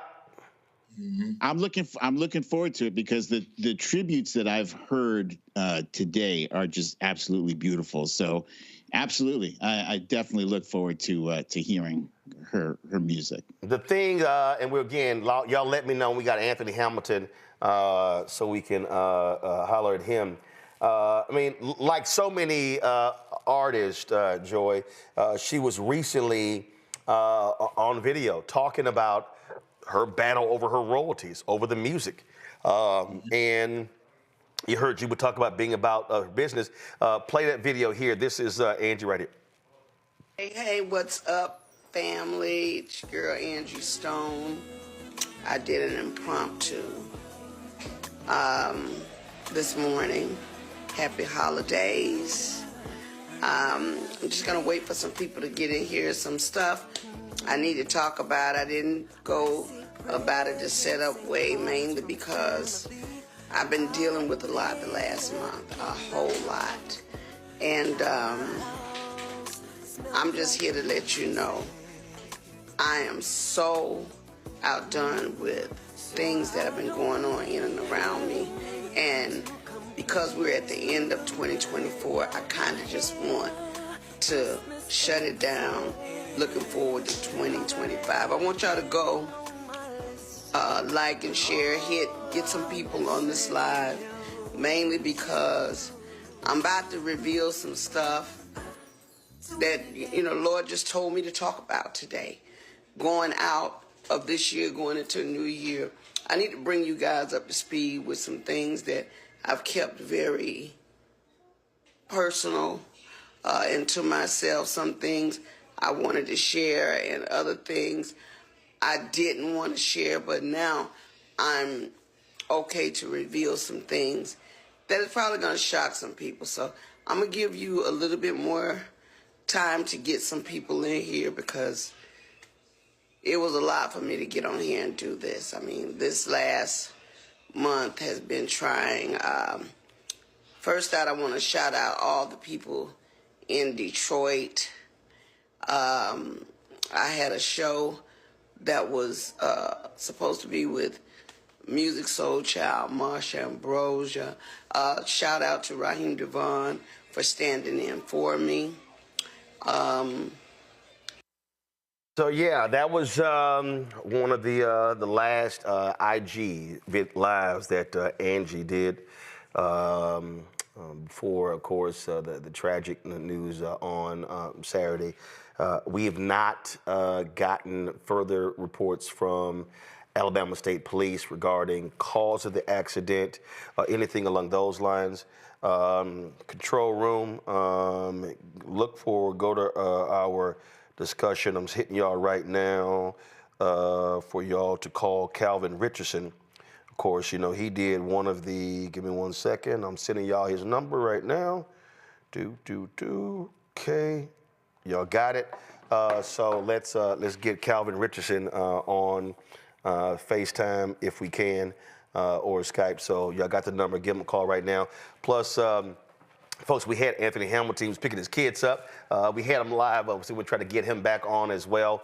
Raheem Devon. Give me 1 second. Anthony, give me 1 second. Calvin is hitting me. All good. All right, he hit me again, but we're good. All right, so that's fine. I told him he's calling. Let's see here. Is that who we got? All right, cool. So in a second, we're gonna pull up Calvin Richardson. Y'all know, of course, one of those great songs he did with Angie off that Mahogany Soul album, which is just unbelievable. And so, so it's always good. So let's go right. For someone to join. Can I make one comment? Go, real quick, go, because I'm about to go to Calvin Richardson. Really quickly, one of the best parts about the Brothers song was that not all of the men she shout out, not only were they blue collar, white collar, et cetera, some of them were incarcerated. And I loved that line. It showed that we all have value, not just black men, everyone does. And I mean, just a beautiful person that would have thought to be that intentional. Absolutely, absolutely, folks. Calvin Richardson did a song with Angie called More Than a Woman. A lot of folks remember that. He joins us right now. Calvin, glad to have you here. I hate under these circumstances, but we're paying our tribute to a truly beautiful sister, Angie Stone. Man, it's a pleasure to be talking to you again, Roland. Like you said, not so much under these conditions, but, Angie was a special lady. It's, to me, we were very close, and, I'm still shaken by that, by the incidents, by the loss. Y'all, again, y'all mixed it up in the studio, made some great music. You've done stuff with a lot of different artists, but what made her so special?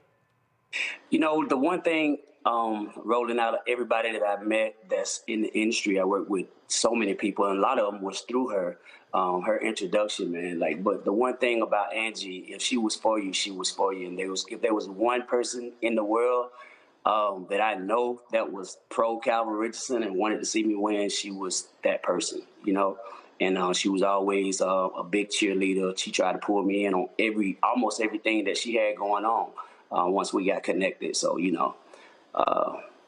was definitely a special person in that sense. Music is obviously so personal, and everybody has their own unique ways of singing and putting things together. Take us inside of the studio, that process of the give and take working with her. Angie, she was very comfortable, relaxed in the studio. It was almost like, if you're sitting in the control room, it's like you're sitting at home on the couch and, just talking. And basically, we were similar in a lot of ways. We did our creating in real time. We didn't necessarily have to write the words down. We just vibe and get on the mic and, pretty much just make the magic happen, let the magic happen, never force anything, just let it happen. And so I learned a lot from Angie in the studio about the business, around the business, how to conduct myself in certain situations. So you talked about, again, sharing the stage. Some folk aren't necessarily, they don't necessarily like doing that. So it has to be a little different when you work somebody who has no problem sharing the mic and encouraging someone else. She was definitely that person. She definitely didn't have a problem sharing the mic, pulling you up on stage at any point. She heard I was in Cancun a couple of years ago. We was down there doing this festival, and she was performing, and I was on another night, but I happened to be out there in the audience, and somebody told her that I was there. Like, she stopped what she was doing in the middle of her show to bring me up on the stage. It took me a minute to get through the crowd of people because I was, wasn't close to the stage, but, that was just Angie being Angie. She loved sharing the light. She didn't have no problem, making it not so much about her, but whoever else that she could encompass in the spotlight. She was good with that. I asked our panelists this. I'll ask you your favorite Angie Stone song. Man, she had so many. I think I heard a lot of people saying, "Brother," you know, I was in that video, so that was my that's one of my favorites as well. But I had a bone to pick with you. Pissed off, so pissed off. Like Angie spoke about real things, and I think that's what really attracted me to her music. You know, No More Rain in This Cloud. That was one of my favorites as well. What would you say something that you would want folks to know about Angie Stone they don't know? You know, Angie was very, as much as she loved sharing the light, she was very competitive in a sense that, you know, when she take the stage, like everybody, you could be a friend off the stage, but if you're on the lineup, like Angie is really gonna go out there to do her thing, and she gonna make you work for it. If you gotta come behind her, you came before. She gonna make sure that you know your job is not gonna be easy that night. That's just how she was, and that's just say a lot about how she delivered, you know, the product that she made up with her songs, and you know, I embody that myself. Like I said, just being around and learning those things. But she was very competitive in that sense. She wanted to be known. So what you're saying is she'll put that pressure on you, and so you're gonna have to bring your A game if you coming behind her. No problem applying the pressure. She's gonna do that. She's gonna make you feel it too, you know, and enjoy, you know, doing it. Well, absolutely. Well, I think that again, it was a shock to so many people when the news. I mean, I literally woke up Saturday morning to that particular news, and it was just unbelievable. And so many people were saddened by it, and certainly condolences go out to her family. You know, for a lot of us, you know, look, we're fans. You know, how we look at this, but for them, it's a lot different because they've lost a mother, they've lost a loved one, and so I think a lot of people just need to remember that that's the case as well. That's right. That's right. And you know, Angie was family for me. You know, she was like my sister. A lot of people tied us together. My phone hasn't stopped dinging yet, you know, ever since it happened, you know. And so, you know, I'm still, like I said, still processing it, still trying to wrap my mind around it. This is crazy. But, you know, she definitely will be missed. There'll never be another Angie Stone. She's the only one. Indeed, indeed. Calvin Richardson, we appreciate it, my brother. Good to see you. Thanks a lot. All right, thanks, man. Folks, as we said, we're still trying to get Anthony Hamilton on the line. And, you know, it's always, Derek, in these situations, you know, when someone is in old age, someone has been ill, you take a Quincy Jones, lived a really, really full life. But it's always so hard to see someone who was literally on stage the night before, hours before, and then find out several hours later that they perished in a car accident. I think that's just also what makes it so difficult, I think, for folks to also have to put their arms around.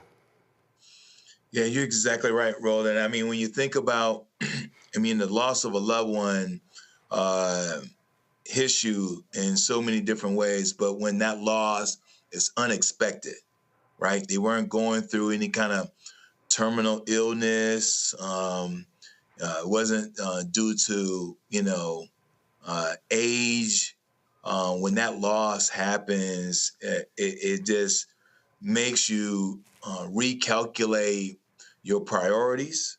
It makes you think about what's important to us and how that we need to value each and every day, as you stated previously. And so the loss of someone like Angie that touched so many, I mean, millions and millions of people. Most of us will never have that kind of impact, scope, or scale. And so when you think about this treasure, this beautiful being that God blessed us with for 63 years. Remind us what's important and how we need to make sure that, as you stated again, when we think of someone, we call them and tell them how much we love them. Eric Benet actually dropped a video a couple of months ago. He and Angie were actually at a funeral of an artist who they both work with. He posted this on Instagram. Let me go to it. So pull this up. Our brother Jonathan Richmond. It was a beautiful, beautiful celebration. But we got work to do. We got to do some unfinished business. We absolutely What do you say? I know that we do. I think we came together because of John. Because the first time I met John. Wait a minute, how you got him? How did you get him out? I kind of stole him. I was in Indonesia and Angie was doing this incredible show, and I saw this dude on keyboards. John was big back then. Yes. And he was playing his behind off, and we in the church. I can't say what I was really going to say. You said behind. Okay, I can say behind. He was playing his behind off, and then he started singing, and I'm like, I don't know who that is, but I need to meet that brother right there. And he went to plot. I'm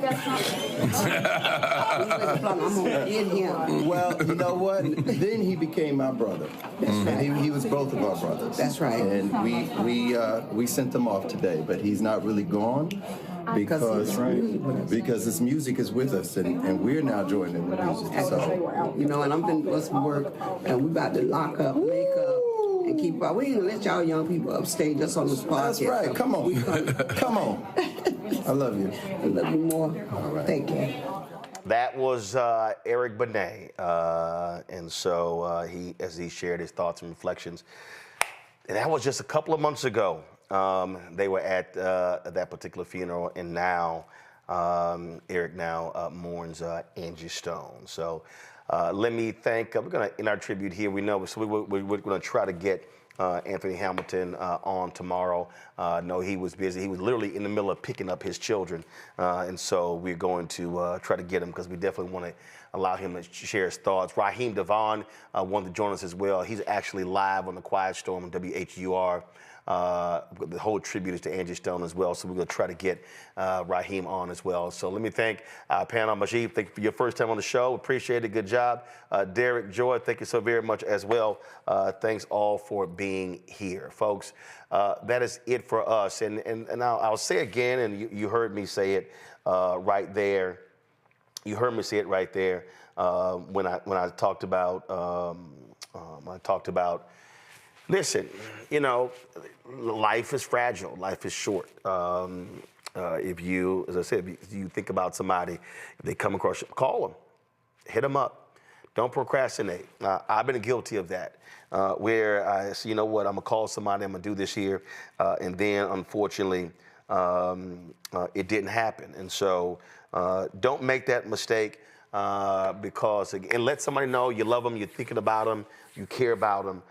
Because, you know, you never make the assumption that, you know what, that it doesn't matter. And so that's just one of the things that we need to always remember. So that's it for us, folks. Again, tomorrow, we will not be live at 6. So please remember the programming note. Tomorrow, we will be live at 7 p.m.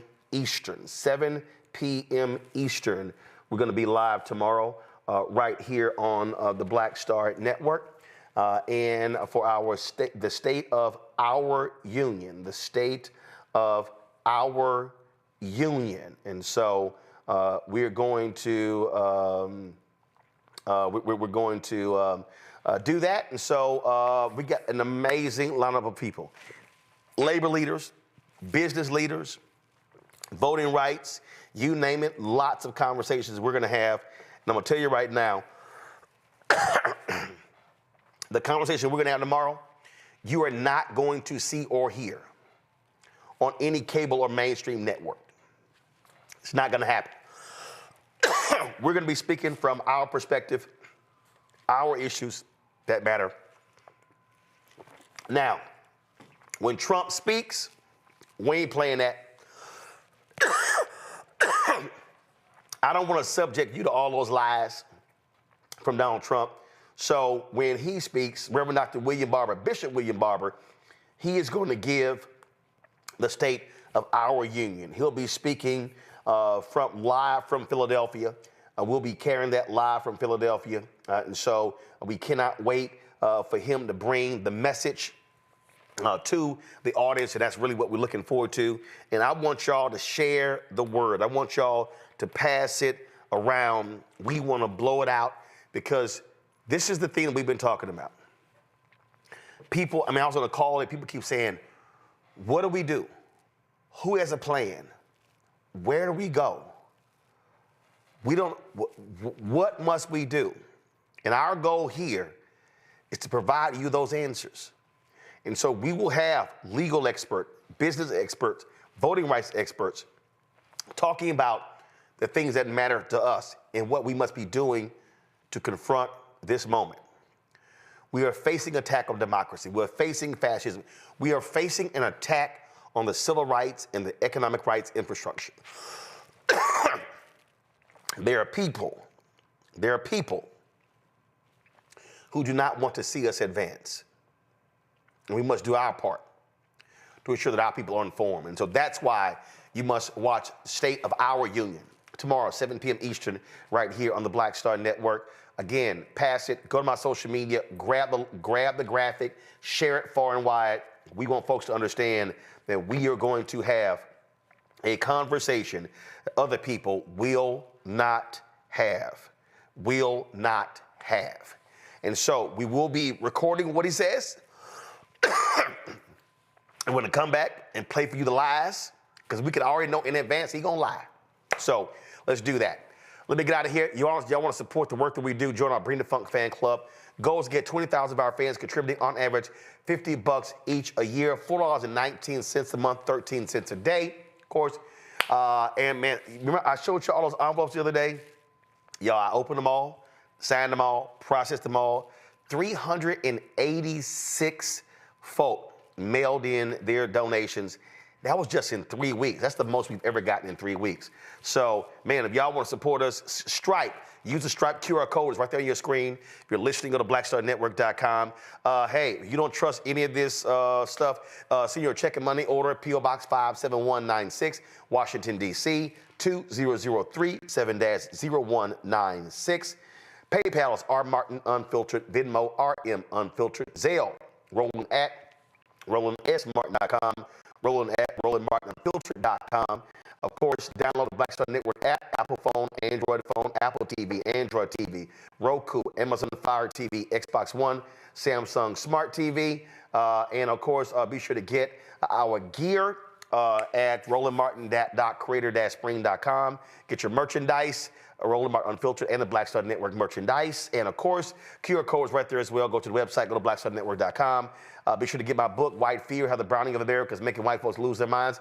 Available bookstores nationwide. And of course, also support Fanbase. Download the app. And if you want to invest, go to startengine.com/Fanbase. $10 million has already been raised. I think it's 10.1 now. And so we're moving closer to the goal of 17 million. Folks, we're going to close the show out again. Angie Stone, remembering her, passed away at the age of 63. And so we're going to end the show with our in memoriam to her. And again, condolences go out to her family, her friends, her loved ones. Folks, I'll see y'all tomorrow right here on the Black Star Network.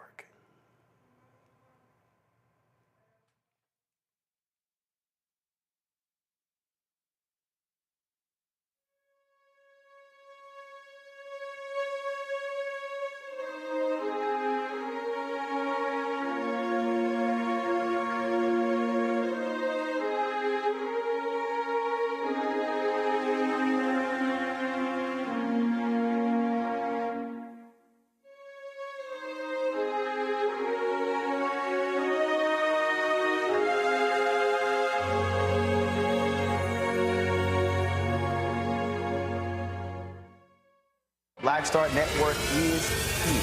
Oh, no punch! I'm real revolutionary right now. Thank you for being the voice of Black America. All momentum we have now We have to keep this going. The video looks phenomenal. See, there's a difference between Black Star Network and Black-owned media and something like CNN. You can't be Black-owned media and be scared. It's time to be smart. Bring your eyeballs home. You dig?